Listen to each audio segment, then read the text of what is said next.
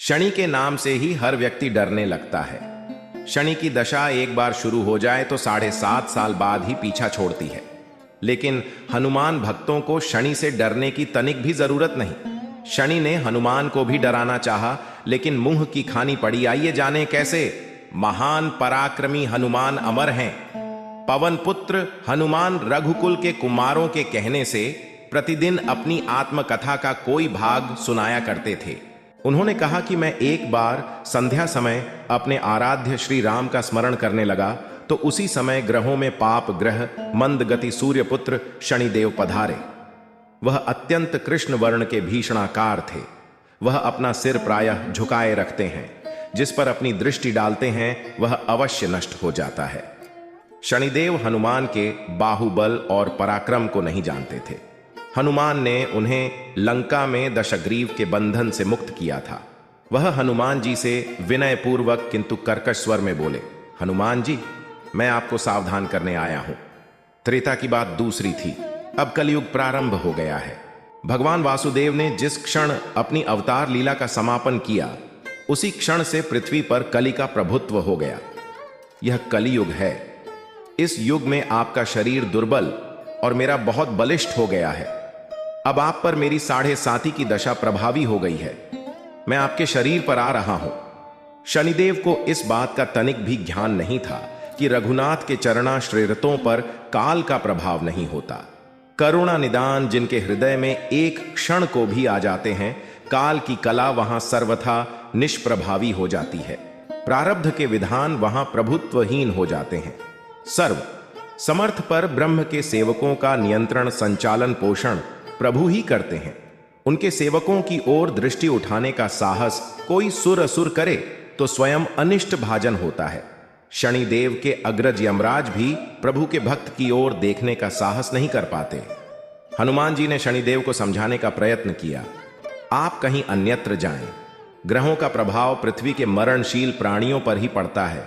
मुझे अपने आराध्य का स्मरण करने दें। मेरे शरीर में श्री रघुनाथ जी के अतिरिक्त दूसरे किसी को स्थान नहीं मिल सकता। लेकिन शनिदेव को इससे संतोष नहीं मिला। वह बोले, मैं सृष्टिकर्ता के विधान से विवश हूं। आप पृथ्वी पर रहते हैं, अतः आप मेरे प्रभुत्व क्षेत्र से बाहर नहीं हैं।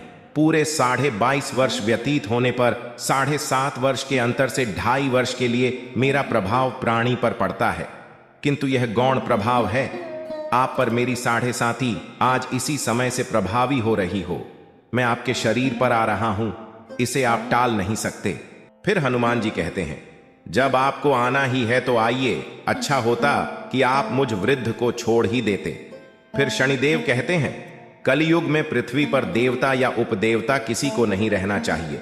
सबको अपना आवास सूक्ष्म लोकों में रखना चाहिए। जो पृथ्वी पर रहेगा वह कलयुग के प्रभाव में रहेगा और उसे मेरी पीड़ा भोगनी पड़ेगी। और ग्रहों में मुझे अपने अग्रज यम का कार्य मिला है। मैं मुख्य मारक ग्रह हूं और मृत्यु के सबसे निकट वृद्ध होते हैं, अतः मैं वृद्धों को कैसे छोड़ सकता हूं। हनुमान जी पूछते हैं, आप मेरे शरीर पर कहां बैठने आ रहे हैं। शनिदेव गर्व से कहते हैं, प्राणी के सिर पर। मैं 2.5 वर्ष प्राणी के सिर पर रहकर उसकी बुद्धि विचलित बनाए रखता हूं। मध्य के 2.5 वर्ष उसके उदर में स्थित रहकर उसके शरीर को अस्वस्थ बनाता हूं। वह अंतिम 2.5 वर्ष पैरों में रहकर उसे भटकाता हूं। फिर शनिदेव हनुमान जी के मस्तक पर आ बैठे तो हनुमान जी के सिर पर खाज हुई। इसे मिटाने के लिए हनुमान जी ने बड़ा पर्वत उठाकर सिर पर रख लिया। शनिदेव चिल्लाते हैं, यह क्या कर रहे हैं आप। फिर हनुमान जी कहते हैं, जैसे आप सृष्टिकर्ता के विधान से विवश हैं, वैसे मैं भी अपने स्वभाव से विवश हूं। मेरे मस्तक पर खाज मिटाने की यही उपचार पद्धति है, और आप अपना कार्य करें और मैं अपना कार्य। ऐसा कहते ही हनुमान जी ने दूसरा पर्वत उठाकर सिर पर रख लिया। इस पर शनिदेव कहते हैं, आप इन्हें उतारिए, मैं संधि करने को तैयार हूं। उनके इतना कहते ही हनुमान जी ने तीसरा पर्वत उठाकर सिर पर रख लिया तो शनिदेव चिल्लाकर कहते हैं, मैं अब आपके समीप नहीं आऊंगा। फिर भी हनुमान जी नहीं माने और चौथा पर्वत उठाकर सिर पर रख लिया। शनिदेव फिर चिल्लाते हैं, पवन कुमार त्राहि माम ताहि माम रामदूत आंजनेयाय नमः। मैं उसको भी पीड़ित नहीं करूंगा जो आपका स्मरण करेगा। मुझे उतर जाने का अवसर दें। हनुमान जी कहते हैं, बहुत शीघ्रता की, अभी तो 5वां पर्वत शिखर बाकी है।